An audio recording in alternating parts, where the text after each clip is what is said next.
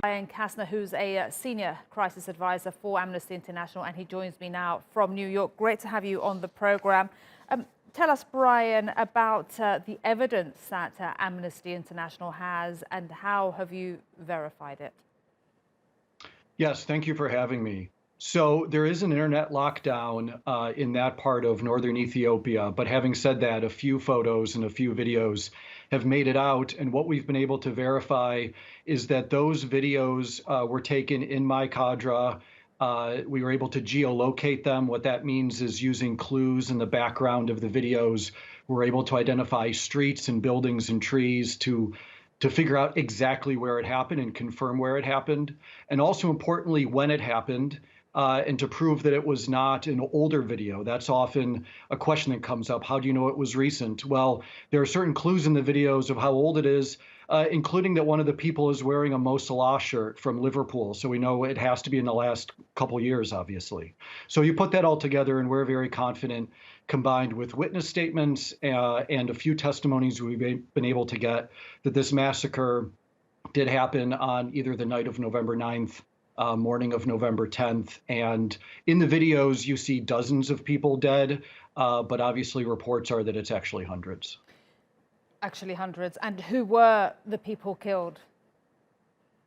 So the people killed that we've seen are all civilians. There's some reports that they were day laborers, residents of Mai-kadra.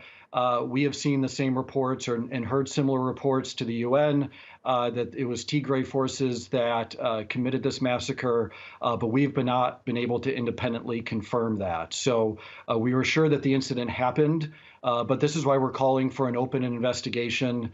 That that there needs to be an international investigation of what happened to prove exactly how these civilians were killed. And how likely is that international investigation anytime soon? Yeah, so that's very challenging, right? So the number one priority here is the protection of the civilians, and that means a couple things. It means that the humanitarian aid needs to get in, as you've already discussed. It means that the internet lockdown needs to be removed. You know, when governments or when organizations shut down the internet and they think that maybe some of these stories aren't going to come out, that's not true. It always does. There are too many phones. There's too much video taken. Eventually, evidence of these crimes comes out. And the only thing that happens is civilians are just punished, or aid to them. Justice is delayed by having these internet lockdowns. So, that would really help international investigators as a very first step, is allowing humanitarian access and allowing internet access to the region. And Brian, just put into context for us, how severe is the conflict? We're hearing of warnings of a brewing civil war, drawing possibly neighbouring countries in. And of course, the UN Refugee Agency has said that some 7,000 refugees have fled Western Tigray into neighbouring Sudan, and half of them children. Yeah, we are extremely concerned, and our whole crisis team is really focused on this right now.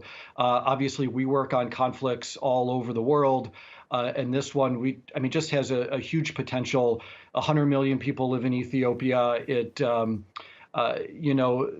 factions and the organizations are well armed. There's many fighters there. Like you said, there's already turning into a refugee crisis. This has all the hallmarks of what could be a terrible conflict.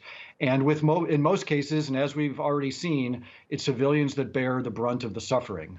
And so we call on all parties to respect civilians, protect them, prioritize protecting them, and then obviously allowing the humanitarian aid.